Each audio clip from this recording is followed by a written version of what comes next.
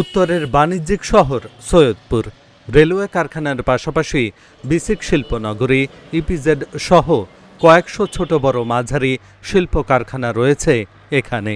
এতে কাজ করছেন লক্ষাধিক শ্রমিকের সুবিধায় গড়ে তোলা হয় সৈয়দপুর শহরে একমাত্র শ্রমকল্যাণ কেন্দ্র। কেন্দ্রটিতে চিকিৎসা সহ শ্রমিকদের নানা প্রশিক্ষণের কথা থাকলেও লোকবলের অভাবে প্রায় বন্ধ কেন্দ্রটি।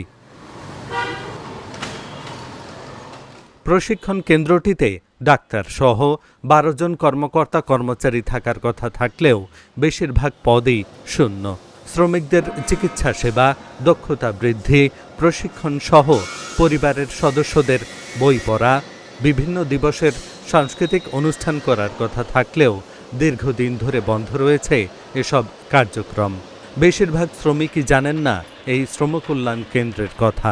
আমরা নীলফামারী জেলাবাসী পরিবহন শ্রমিকের লোক, আজও সংস্থা আছে। এটা যে কার্যক্রম শ্রমিকদের জন্য চিকিৎসাপাতি যা বিনোদন, আমরা এটা সম্বন্ধে কিচ্ছুই জানি না। এটা আমরা আননন। আমরা চাই এইটা যাতে সুস্থভাবে পরিচালনা হয়, সেই ব্যবস্থা যাতে বাংলাদেশ সরকার করে শ্রমিকদের জন্য। শ্রমিক কল্যাণ আছে, তা আমরা এটা জানি না জানাতে আমরা সরকারকে এটা অনুরোধ করতেছি, শ্রমিক কল্যাণ অফিস থেকে আনে কিছু আমাদের শ্রমিকদের চিকিৎসার জন্য আমরা এটা অনুরোধ করতেছি সরকারকে। সরকার জন্য এটা আমাদেরকে সহযোগিতা করে শ্রমিকদের। শ্রম কল্যাণ অফিসের মাধ্যমে যে গরিব সাধারণ যে শ্রমিকের যে চিকিৎসা করা হয় সেটা তো আমরা জানি না। এটা আপনাদের মাধ্যমে আমরা জানতে পারতেছি।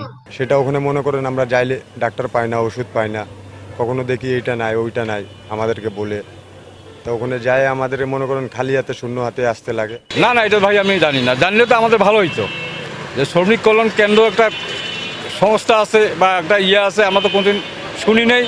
শ্রমিকদের মাধ্যমে দেশের জাতীয় অর্থনীতিতে গুরুত্বপূর্ণ ভূমিকা অর্জন করতে চাইলে বাড়াতে হবে শ্রম কল্যাণ কেন্দ্রের কার্যক্রম, বলছেন বিভিন্ন শ্রমিক সংগঠনের নেতা ও সুশীল সমাজের প্রতিনিধিরা। প্রচার প্রসার হয় তাহলে আমার শ্রমিক ভাইরা যারা আছে তারা এখান থেকে সেবা পাবে, স্বাস্থ্য সেবা পাবে, এবং এখানে আরও অনেক বিষয় রয়েছে। এখানে প্রশিক্ষণের ব্যবস্থা আছে, এখানে অনেক বিনোদনেরও ব্যবস্থা আছে যেগুলো কার্যকর নয়। আমরা আশা করি কর্তৃপক্ষের কাছে যেন এই শ্রম কল্যাণ কেন্দ্রটি পুরোপুরি চালু হয়, শ্রমিকের কল্যাণে আসে, শ্রমিকরা সুযোগ সুবিধা পায়।